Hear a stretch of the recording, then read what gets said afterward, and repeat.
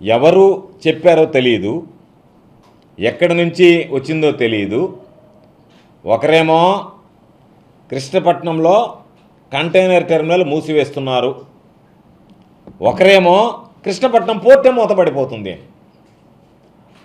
అంటే మీ రాజకీయ పబ్బం గడుపుకోవడానికి, ఈ ప్రభుత్వం మీద బురద జల్లడానికి, అక్కడ ప్రాతినిధ్యం వహిస్తున్నటువంటి నా మీద ఆరోపణలు చేయడానికి పోర్టుని ఎంచుకోవడం అనేటువంటిది ఎంత దౌర్భాగ్యం అనేటువంటి విషయం అనేటువంటిది నిజంగా ప్రతి ఒక్కరూ గమనించాల్సినటువంటిది.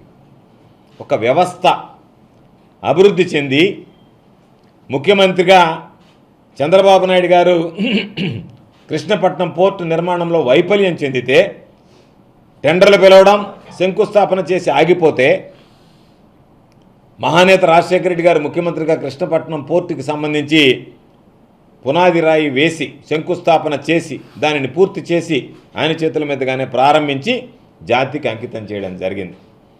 వేల మందికి ఉద్యోగ ఉపాధి అవకాశాలు కల్పించేటువంటి కృష్ణపట్నం పోర్టు మీద, అభివృద్ధి మీద, పచ్చగా ఎదిగేటువంటి కంపెనీ మీద వీళ్ళు అనుమానాలు రేకెత్తించేటువంటి విధంగా ఊహాజనితమైనటువంటి కథనాలని ఈరోజు తీసుకురావడం, దానికి సంబంధించి రోజుకొక డ్రామా, రోజుకొక నాటకం ఆడి ఏదో ఒక విధంగా ఉన్నది లేనట్టుగా చేసేటువంటి కార్యక్రమానికి ఈరోజు తెరదించారు. దానికి సంబంధించి పేపర్లో వచ్చిన వెంటనే కృష్ణపట్నం పోర్టు యాజమాన్యాన్ని నేను సంప్రదించడం జరిగింది. వాళ్ళు ఇంగ్లీష్లో ఖచ్చితంగా ఒక స్టేట్మెంట్ ఇచ్చారు. ఈ కాపీ ప్రభుత్వానికి పంపించారు. ఆ తర్వాత నాకు కూడా ఈ కాపీని పంపించడం జరిగింది. కృష్ణపట్నం పోర్టు ఏ విధంగా అభివృద్ధి చెందుతుంది అని చెప్పడానికి ఒక టేబులర్ కాలం ఇచ్చారు. మీ అందరికి కూడా నేను అది ఇస్తాను. ఇది కృష్ణపట్నం పోర్టు యాజమాన్యం ధృవీకరించినటువంటిది, వాళ్ళు ఇచ్చినటువంటి స్టేట్మెంట్ ఇది. కాబట్టి ఇంత స్పష్టంగా యాజమాన్యం ఫిగర్స్తో సహా ఇది వృద్ధి చెందుతుంది అంటే దాని మీద సోమిరెడ్డి లాంటి పనికి మాలినటువంటి వాడు, అవినీతిపరుడు, దాని మీద రకరకాలైనటువంటి వ్యాఖ్యలు చేసి ఆ ఉద్యోగుల్లో లేని అభద్రతా భావాన్ని, ఆందోళనని సృష్టిస్తున్నారు.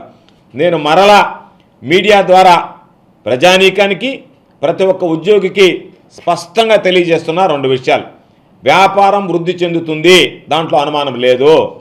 కార్గో టెర్మినల్ అనేటువంటిది గోవర్ధన్ రెడ్డి అనేటువంటి వ్యక్తి ఈ ప్రాంతానికి, సర్వేపల్లి నియోజకవర్గానికి, నెల్లూరు జిల్లాలో ఉన్నంతకాలం ఎటువంటి పరిస్థితుల్లో కూడా ఒక్క అవకాశం కూడా చేయి జారకుండా ఇక్కడ నుంచి కార్గోకి సంబంధించి ఇక్కడ ఉన్నటువంటి కంటైనర్ టెర్మినల్ని తరలించేటువంటి అవకాశం లేదు. ఇప్పుడున్నటువంటి కంటైనర్ టెర్మినల్ ఏదైతే ఉందో అది యథాస్థితిగా కొనసాగుతుంది, నాది గ్యారంటీ అని చెప్పి ఈ సందర్భంగా తెలియజేస్తున్నా. రాజకీయ లబ్ధి కోసం రాజకీయంగా పోరాడు, నేను రెడీగా ఉన్నాను నీ మీద పోరాడడానికి. రేపు నువ్వు పోటీ చేయి, నేను రెడీగా ఉన్నాను నీ మీద పోటీ చేయడానికి, గెలవడానికి, నిన్ను ఓడించడానికి. అంతే తప్ప నువ్వు కృష్ణపట్నం పోర్టుని ఎంపిక చేసుకుంటే కృష్ణపట్నం పోర్టు యాజమాన్యం ఈరోజు స్పష్టంగా ప్రభుత్వానికి నివేదించింది, నాకు కాపీ పంపించింది.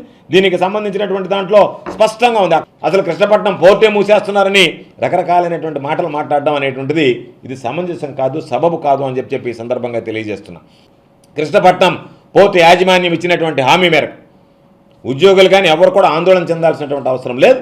మీకు అందరికీ ఒక స్పష్టత ఇస్తున్నా, ఒకవేళ కృష్ణపట్నం పోర్టుకు సంబంధించి ఎటువంటి నిర్ణయమైనా సరే ఉద్యోగస్తులకు కానీ ప్రజలకు కానీ వ్యతిరేకంగా తీసుకుంటే కృష్ణపట్నంలో కంటైనర్ టెర్మినల్ తరలిస్తామన్నా, లేదా కృష్ణపట్నం పోర్టుకు సంబంధించి మేము అక్కడ లావాదేవీలు కొనసాగించడంలో తగ్గిస్తామన్నా, లేదా ప్రజలకు కానీ ఉద్యోగులకు కానీ వ్యతిరేకమైనటువంటి నిర్ణయాలు తీసుకున్నా ఎవరు అవసరంలే, నేనే అధికార పార్టీ శాసనసభ్యుడిగా, మంత్రిగా నేనే వెళ్ళి కృష్ణపట్నం పోర్టు ముందు కూర్చొని నేనే అవసరమైతే పోరాటానికి, నిరసనకి, ధర్నాకి దిగి అక్కడ ఉన్నటువంటి ఉద్యోగస్తులకు కానీ ప్రజలకు కానీ న్యాయం చేయడానికి ప్రయత్నం చేస్తాం తప్ప ఆ ప్రాంత ప్రజల వాళ్ళ ప్రయోజనాల కోసం ఎవరు రాబడలేదు.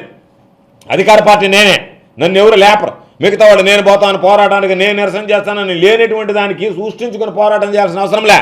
వాస్తవం అని ఏ రోజైనా బయటపడితే దానికి సంబంధించి నేనే నేరుగా వెళ్ళి అక్కడ కూర్చొని ఉద్యమం చేయడానికి కూడా వెనకాడను. ఎవ్వరు కూడా ఆందోళన చెందాల్సినటువంటి అవసరం లేదు. నేను వెంటనే చెప్పా, ఉద్యోగాలకు సంబంధించి కానీ ఎవరికి కూడా దాని గురించి ఆందోళన చెందాల్సినటువంటి అవసరం లేదు. నేనున్నాను, ఇంటి బిడ్డ లాంటి వాడిని, సర్వేపల్లి నియోజకవర్గ ప్రజలకి ఎవరికి అన్యాయం జరిగేటువంటిది ఉండదని చెప్పా.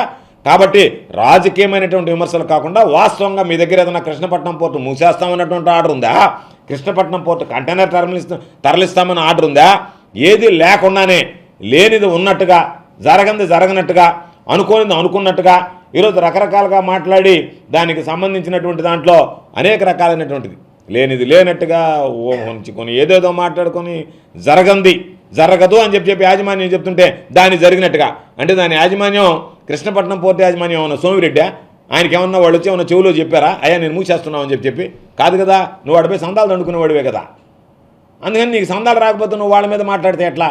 కాబట్టి తప్పనిసరిగా మరొకసారి చెప్తున్నా, కృష్ణపట్నం పోర్టు అభివృద్ధి చెందాల్సిందే. కృష్ణపట్నం పోర్టు ద్వారా ఏదైతే ఈరోజు ఉద్యోగ ఉపాధి అవకాశాలు ఉన్నాయో కొనసాగాల్సిందే. కృష్ణపట్నం పోర్టులో ఉన్నటువంటి సర్వీసులన్నీ కొనసాగాల్సిందే. వాటన్నిటినీ కొనసాగించేటువంటి బాధ్యత నాది అని చెప్పి ఈ సందర్భంగా తెలియజేస్తాను.